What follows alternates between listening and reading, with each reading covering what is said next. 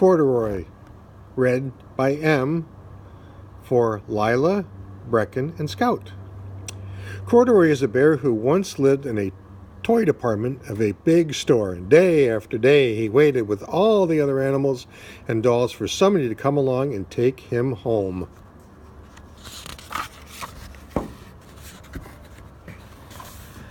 Now, the store was always filled with shoppers buying all sorts of things, but no one ever seemed to want a small bear in green overalls. Then one morning, a little girl stopped and looked straight into Corduroy's bright eyes. "Oh, Mommy," she said, "look, there's the very bear I've always wanted." "Not today, dear," her mother sighed. "I've spent too much already. Besides, he doesn't look new. He's lost a button to one of his shoulder straps."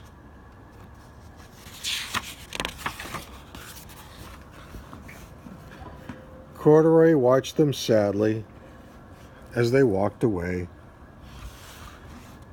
"I didn't know I lost a button," he said to himself. "Tonight I'll go and see if I can find it."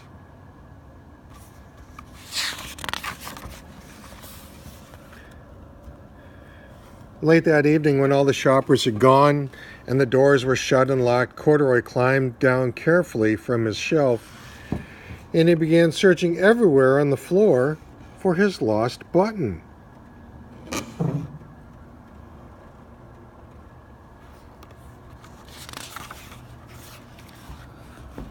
Suddenly he felt the floor moving under him. Quite by accident, he'd stepped onto an escalator, and up he went. Could this be a mountain, he wondered? I think I've always wanted to climb a mountain.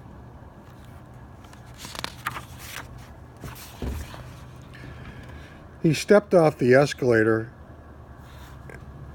as it reached the next floor, and there, before his eyes, was a most amazing sight. Tables and chairs and lamps and sofas and rows of beds. This must be a palace. I've always wanted to live in a palace.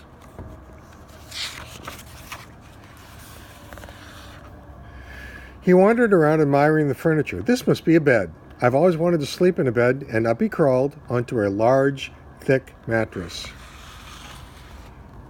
Now, all at once, he saw something small and round. "Why, there's my button!" And he tried to pick it up, but like all the other buttons on the mattress, it was tied down tight.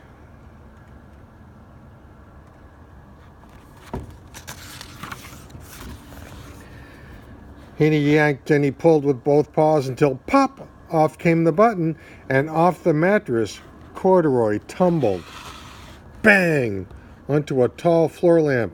Over it fell with a crash.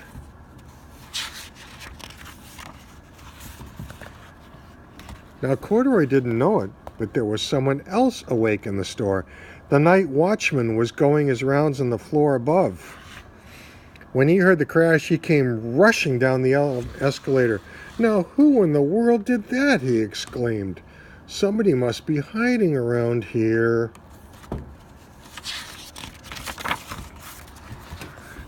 He flashed his light under and over sofas and beds until he came to the biggest bed of all, and there he saw two fuzzy brown ears sticking up from under the cover.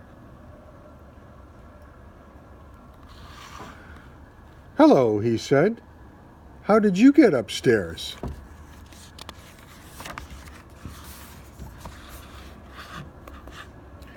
Now the watchman tucked Corduroy under his arms and carried him down the escalator and set him on the shelf in the toy department with the other animals and dolls.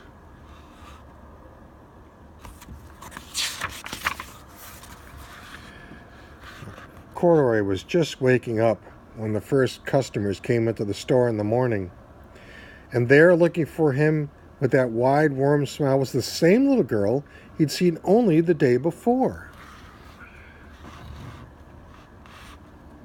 "I'm Lisa," she said, "and you're going to be my very own bear. Last night I counted what I've saved in my piggy bank, and my mother said that I could bring you home."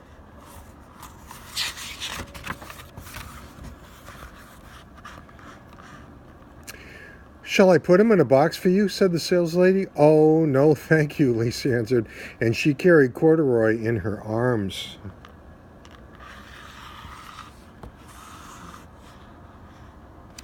She ran all the way up 4 flights of stairs into her family's apartment and straight to her own room.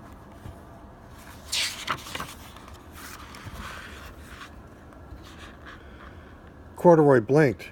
There was a chair and a chest of drawers, and alongside a girl-sized bed stood a little bed just the right size for Corduroy. The room was small, nothing like that big palace in the department store. This must be home, he said. I know I've always wanted a home.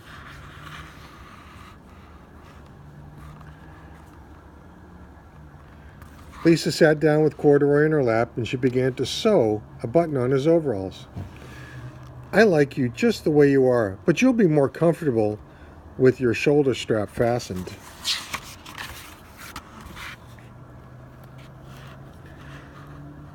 You must be a friend, said Corduroy. I've always wanted a friend. Me too, said Lisa, and she gave him a great big hug.